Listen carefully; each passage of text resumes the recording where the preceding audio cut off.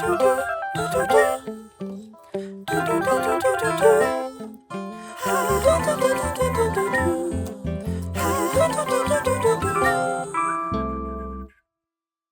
us your name. I'm Sydney J. Cohn, yes. J. Cohn, and Yes. you are from Philadelphia, is that right? Originally, yes. I'm now based in Rhode Island, so. Well, you've just graduated from RISD. Yes, that's correct. Very exciting. Now, RISD is one of the premier arts institutions for moving artists into the pipeline of the commercial art world, Yes, right? yeah. And so tell us about your experience at RISD. I loved it. I had such a great time. I feel so lucky that I got to be at RISD and be a student there. I had great professors and mentors. I think I loved it so much because all of the professors I had are actual working artists as well. So they have not only like the technical talents, but they give you really a perspective on like what is life going to be like when you leave here and want to be a working artist in the world. And I also had a great cohort of people around me. I was telling you when you came to my booth that, you know, when you're in a line of work that's so subjective, you need to find the people that you really trust to give their opinions and give you feedback. And I got really lucky to have a great group of people around me to really be honest with me about what was working and also what was not working about the pieces I was making. So Wonderful. Now, were you getting your MFA or your No, my BFA? BFA. Your BFA. Yes. And would you say the program was competitive? I mean, did you feel there was a lot of competition between the students? I think it was competitive in a way that was really rooted in support. Everyone really wanted to build each other up and lend their skills and their talents to helping each other be the best artists they could be. But there definitely was always that competition of you always want to be the best. I think in every field you're in, I think that's an innate drive. So a mix of both, yeah. And you're like a portrait artist, right? Yes. You like to, yeah. Yeah. So she has these images of herself, and she's like sitting on a bed, and then you raise the paper, and in the background is the bed where she's sitting. But the distance is what really works for me. Yeah, yeah. I mean, I don't really know how the whole object would work. Like, I don't know how. It's not very marketable. Yeah, yeah. But it's a fun experience. Yes. It's a good installation. I think Thank it works you. really well when you see you sitting, like you're very casual and you're, you know, whatever. Then you raise it up and you see the bed without her. It's very fun. I think. Now, one you. of Claudia's ongoing themes is decline in skills in the art world. Correct. So, That is correct, and so, Michael. if you're doing figuration, I'm curious, how much were they sort of hewing to traditional classical teaching the figure, going through draftsmanship? So Yeah. you're thinking about the composition Yes, as well. yeah. So RISD starts in something called EFS, and you have to do drawing, painting, three-dimensional design. So a lot of figure drawing, which was not my skill set. I'll be quite honest, but I made it through, and I learned a lot of skills about especially color theory and composition and all those kinds of things, value and stuff like that. And at RISD, how many of the courses are mandatory? You talk about those sort of foundational courses. So the foundational course is your entire freshman year. So you don't actually take anything in your major until your sophomore year. So you declare your major at the end. You don't apply into like a program. So your experimental Little and by foundation little, you studies. figure out who yeah, you are, what exactly. you like You kind of get to like photography, or you sample like painting, or you and like yeah, exactly. So you kind of sample sculpture, around. You try sculpture a little Yeah, bit. I've tried- Maybe I that's did- where the box is coming Yeah, from. I'm really interested. I actually was thinking about like double majoring, but then you have to do an extra year, and I was like, I'm ready to get out there. You also have those skulls that I still don't Yeah. understand. So she has the skulls that are kind of, you know, like edgy, very edgy. But her photography is very nice. Thank you I have so to much. say. There's like And- some hands. There's a photograph of hands with like something dripping, and you don't know what it is. Do you imagine, I mean, do you vision yourself as your career is moving along, having your fine arts practice and a sort of commission-based or commercial Yeah. side to your work? Are Yeah. you already doing that and sort of Yeah. bifurcating your career? Yeah, so I really enjoy editorial work, I think more than commercial. I did a piece for Bloomberg in January of this year. It was my first time doing editorial, and then I assisted on a piece for the New York Times Magazine as well. And it was nice because, you know, someone is asking you to make something and you're getting to make some money, but also they're asking you to make things because they like your style and they like your voice. So you get to bring, you know, your style and voice to the work that is being commissioned. So I really enjoy that. What were the commissions for? What were they asking you to do? So I did a piece for Bloomberg Business Week for the Year Ahead issue. It was really fun. So they had interviewed a bunch of seniors that were graduating from college, the class of 2024, as we were like the first class of COVID. Like we all started in the fall of 2020. And so they interviewed all these college seniors, and then they picked various photographers who were also college seniors to go and photograph the subjects, it was a really cool So experience. that teaches us something about how the art world works. Yeah. If you're in RISD and you're majoring, Bloomberg will come. Well, no. How much important do you think is the sort of brand name of RISD to your career? Have you found that that's sort of opening doors for you? The New York Times will come. Yeah. That's such a big deal. I think it opens doors. I think also like the mentorship is such a big aspect of it because Bloomberg had reached out to the head of my department and they were like, can you please recommend us somebody who you think would be good for this project? So I think it's also like the community and connections that RISD fosters. I think the brand name is really important, but I think also like the people that are around you, especially because you're with all these people who know that you're really committed. If you're at RISD, like you're committed to wanting to be an artist and that's what you want to dedicate your life to. So I think it's also that understanding But of, then there's like the factor of luck. Like Yeah. how do they pick you? How do they go around picking who they pick, right? Yeah. Let's go a little bit us talking just and also for everybody to listen. What have we learned up to now? Because this is like a moment when we can make a little recap of what we have learned in our podcast. Well, one of the things I think we've learned, and I think you're our 12th guest, so welcome, is that people are when they have knowledge, that they're very reluctant to share it in a public forum because a lot of success in the art world is built on secrecy, or even not secrecy, to put a more positive spin on it, privacy, confidentiality. There's a And lot there's a lot that going remains on hidden. that is It's very under the surface. Secret. It's a big secret, right? Yes. What have you learned so far? Well, something that you say a lot is artists helping artists. So I've learned that, through maybe school, through working with each other, through outside of the art world and extracurricular activities, artists become friends. They recommend, I have a gallerist, look at their work, look at my work. We're doing things. So artists helping artists is a big part of the art world and a part that I enjoy and I like. Yeah. So, like, are you going to be helping your friends? Yeah, I think one of the things that is a struggle when you leave college is it feels really overwhelming. You feel like it's kind of like you're in this boat and like you're now in the open ocean and you're like, where do I find land? Like it's just overwhelming. You don't really know where to go. So I think like something I hope, is more consistent in the art world moving forward is that sense of community where people are like, oh, I'm not available for this project, but I have a friend who is. Like I had someone reach out to me for family pictures for the holidays and I am here. And so I was like, oh, well, I have a friend who's also a great portrait artist. So talk to them. And I think like more community and just building each other up just makes it for a better experience for everybody. How do you find the satellite? From NIFA, the classifieds on NIFA. So yeah. New York Fine Arts. Yes. New York Fine Arts. Yes. Yes, and there's a lot of, I think for people who are interested New in how York the Fine Arts is like a website? .org, yes, NIFA.org. Those are a lot of jobs that are advertised on NIFA, but also a lot of open calls. And we're always telling artists to apply for more and more open calls, which can be time consuming, but it is, as one of the professors I work with is always saying, it is a numbers game. And you want to be able to, if you keep putting yourself out there, eventually something will come. Well, something will come into your net, right? Yeah, I think I applied for like 25 or 50, like throughout the year, probably 25, 50 things, maybe get 2, 3, and then you end up with somewhere like this. So I think it's always just cast a wide net, I think is like so far what I've, in my 6 months of graduating. So. The other thing I've learned is there are, it's a Venn diagram, the art world. So it's not just art fairs, right? Everybody here, there's a lot of news about the banana that sold for $6.5 million. This painting sold, the auction.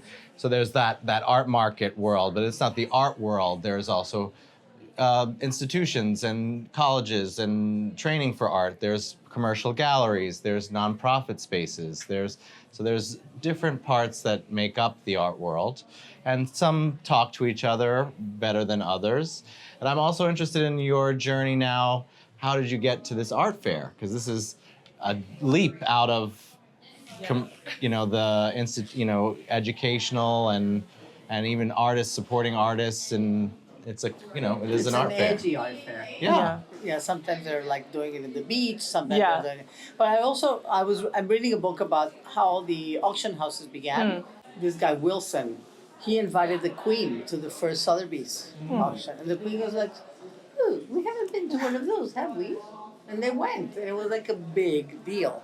And then they started this program where Caroline Kennedy went to it to learn to be a Sotheby's, to become like a curator, or I don't know, whatever they teach at Sotheby's. They do teach things. And previously they were paying people to go to their program, and then all of a sudden they said, "Oh, let's make them pay us," and they switched it around. Well, it became chic. Yeah. okay, But after Caroline, they switched it. Yes. Yeah. Will you stay in Providence? I mean, I think that's an interesting thing about where artist communities grow up. And I noticed you said that you were still in Rhode Island right now. Do you anticipate staying there? Honestly, I'm not sure. I'm really open to anything. I'm kind of a where the wind takes me person. This is like the longest since I've graduated high school, like the longest I've lived in one place. Like after high school, I moved to New York, and then I spent some time like in the Midwest. And it's like I like to move around and experience new places. I think once I'm in a place for too long, it's hard for me to grab more inspiration and make new work there. So I think I do have a big desire to keep moving around. But it's not New York or bust. No, definitely not. I will say I have a lot of friends who are New York or bust, but I think also the benefit of like being in a very technological age has its downsides, but I think also it allows you to not have to be in this very like LA or New York mindset that I think previously a lot of people I know like would leave school and they're like, I have to get to New York or I have to get to LA. And I think I'm lucky to be in a time where I feel like I can have a lot more choices of locations. So I think I'll give Providence another 2 years and then probably figure out elsewhere. So yeah. I heard on the TV something that's totally not related to what you're talking about, but I saw on the TV this morning that there's going to be a Robert Ryman painting up for sale. And the people that were doing the CBS, I think it was, they were like, what? What is that? And it's speculated that it's going to go for a lot of money. And it's just a white canvas. Well, you raised the issue about it's going to go for a lot of money. But I actually like Robert Ryman myself, and I like the idea of minimalism, and I like the idea of meditating, and I like the idea of the blank, the whiteness. My mom is into white. I mean, you take her to the store, she'll buy 5 tubes of white, different brands. But what I'm saying is, for the rest of the people, it's very hard to grasp how a white rectangle, like just maybe primed with some nice oil primer. I don't know exactly which one it is that's going to go up. People still don't really accept minimalism. I think they're very skeptical of it. It's very hard, very skeptical. But you mentioned that someone like Robert Ryman, who's got a real audience and has a real commercial market. I'm curious, as an emerging artist who's coming to their first fair, how have you determined what to price your work at? Not that we want you to reveal any numbers, but what are the sort of things that you take into account that you want to do? I think this was the hardest thing about getting here was determining pricing. Because before it was like someone asked me and I would kind of, come up with, not on the fly, like I had reasons. It was like, what was my cost to make it? How many are there? I think also there's extra complications. You're a photographer and you can theoretically print things infinitely. So editioning becomes really important. So I try to keep my editions really small for most of my work. That really Generally, helps. what would be a typical edition? 2, 3, Oh, 5. really? That is really, very really small. small. I really like to keep it so people feel like it's a special work. It feels special to me. I hope other people, feel that way. But it makes it seem more like an art object that's not, I'm not just going to print it forever that anyone can get their hands on. And there's a sculptural element. Sure. So the sculptural work, ones, obviously, they're one of one, and then I have some larger prints, and those are generally editions of 2, and then 3, 5, 7 is my biggest edition, I think. Is by scale. Like if you make it this size, you can print 5, and then you make it bigger, the same image, and you can. And there's some that I won't print at different sizes. Like there's some pictures that are very large that I really don't like to print at a smaller size. But in terms of getting back to your original question, which was the pricing aspect, I think the other thing that was really challenging is like removing my own emotional attachment to the pieces. And what like, you think is the best? where I'm like, okay, I love this piece, but like, I don't really know how it's marketable. Like a lot of them are self-portraits. Most people probably don't want to picture me in their house. So I think there's other things to take into account. I'm like, oh, I love this picture, but I have to like remove that emotion. And so I reached out to some of my old professors and friends, and I'm saying like, okay, just like, let's be real about what I can price these things at. Because that was the most overwhelming thing by far. Like getting everything here, that was hard, but it was its own thing. Right. But the pricing was the most overwhelming by far. And so, how did you get everything here? I took the auto train from Virginia to Stanford. Really? Yes, really. Ah, do you drive the stuff from I had a U-Haul Providence? on the back of my car, drove it. I was with my parents for Thanksgiving in Pennsylvania, so got on the auto train in Virginia overnight for, I think it was 17 or 18 hours. My mom is like supportive beyond belief, so we had a little fun. You've brought your family to the fair, right? I To did. commemorate your first fair. This is how the art world works. This is how the art world works. Yeah. From the U-Haul. very beginning. U-Haul, yeah. U-Haul, U-Haul. Yeah. It was my first time driving a trailer, so that was don't know if I'd love to do it again, but it was a good experience. The auto train is somewhat fun. I don't know if Amtrak and I have a little beef. They never seem to run on time. So other than that though, I think you make it work in the way you can. Yeah. I've had some pretty senior friends who work for commercial art galleries who refer to themselves as carnies. It's put it up, take it down, Yeah. put it up, take it down. Yeah. Yeah, I have a the storage unit back in Providence, so everything will go back here, back into the storage unit, and it awaits for the next. Now, have you worked opportunity. with commercial dealers before? I have not. And no. are you looking for a dealer? Is that the gold ring, or are you happy to sort of sell through to your audience directly? I think the gold ring is the gallery commercial dealer route. Yeah. I didn't get an answer of how you found this art fair and how the process of getting here. Sure. So I Other found than it the through UI. the New York Fine Art Classifieds, Oh, and okay. NIFA website, which I think I try to browse those kinds of websites just to see what the open calls are and like find different galleries and things like that. And so I submitted my portfolio, and Brian gave me a call and he wanted to talk to me. I was very surprised, to be quite honest. This was like I'm really tired of applying to things all the time. Whatever, it's a shot in the dark. Well, I was not, I was. Yeah, it was a surprise, I think, for me, especially like right out of undergrad. So, and then there's a lot of planning that goes into it. I'm a big planner. I was like, I don't want to bring too much, but I don't want to have not enough. So, I think there was all these to-dos that I made, but yeah, through NIFA. Will there be red dots going up for pieces that are sold? I sure hope so. That's Yeah. right. Do you have your Do red I dots? have Do you have red your dots? stickers? Don't worry, because the girl with the lamps has the most beautiful red dots. Oh, well, then I'll have to go When I look. bought the Okay. lamp, she put a little red dot that Oh. glows. It's like it sticks out. Oh even. my goodness, The that best is red next dot. level. Three-dimensional. Wow. See, that's the other Next thing level. about doing this is it's my first fair, and I've been doing a lot of walking around, seeing what things I could improve on for next time, or what things I should do differently, or things I would have never thought about. Like lighting was a big thing that I was like, oh yeah, there's all these different ways people are lighting everything. I So believe in seriously good furniture for the booths. yeah, That is very helpful. noted. What have you seen that you've really liked so far at this fair? I really love so many things. There's these lights that you just talked about that I'd seen on Satellite's Instagram too that I think are really, really stunning. There's a lot of booths that are very experiential, and they kind of are like a whole installation. There's one kind of down that way that has this mirrored floor, and it's very you go in and you're in a different world. And I really enjoy atmospheres like that. So yeah, there's a lot of unique. Did you see the naked girl? I did. Yeah, That's gonna be yeah, interesting. yeah. I also really enjoy there's so much variety too. And now so. tell us about doing plugging your own website and your socials. Where can we find you? You can find me at sydneyjcohn.com or at sydneyjcohn. Sydney at sydneyjcohn.com is my email. So well, that's very I convenient. claimed that Yeah, URL and I ran with it. you ran so. with it. That's very yeah. good. Yeah. And do you find most of your interactions through your website or through Instagram or?